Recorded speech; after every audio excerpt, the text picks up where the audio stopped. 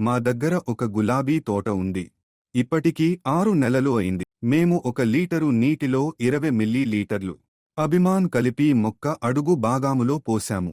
గతంలో గులాబీ మొక్కల కాండం పెద్దగా పెరగలేదు మరియు కాండాలు బాగా రాలేదు. వేర్లకు అభిమాన్ ఇచ్చిన తర్వాత మొక్కలు బాగా పెరగడం ప్రారంభించాయి. కాండాలు కూడా పొడవుగా పెరిగాయి. తరువాత మేము ఎఫ్ఎలేడు పిచికారీ చేశాము. ఆ తర్వాత గులాబీ పువ్వులు పుష్కలంగా వికసించాయి మరియు చాలా పెద్దవిగా ఉన్నాయి. హలో, నా పేరు అన్బరసు. నేను తమిళనాడులోని సేలం జిల్లా నుండి వచ్చాను. మాకు గులాబీ తోట ఉంది.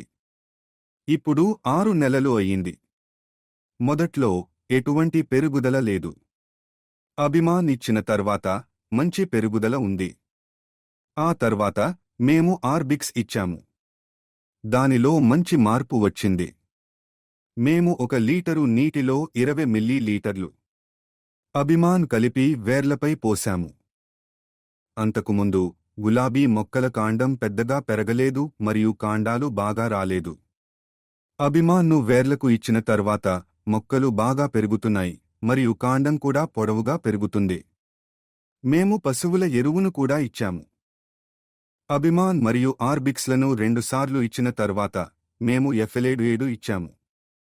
మేము 10 లీటర్ల ట్యాంక్లో 200 మిల్లీ లీటర్లు ఎఫ్ఎలేడు కలిపి మొక్కలపై స్ప్రే చేశాము. మేము ఎఫ్ఎలేడును 4 సార్లు ఉపయోగించాము.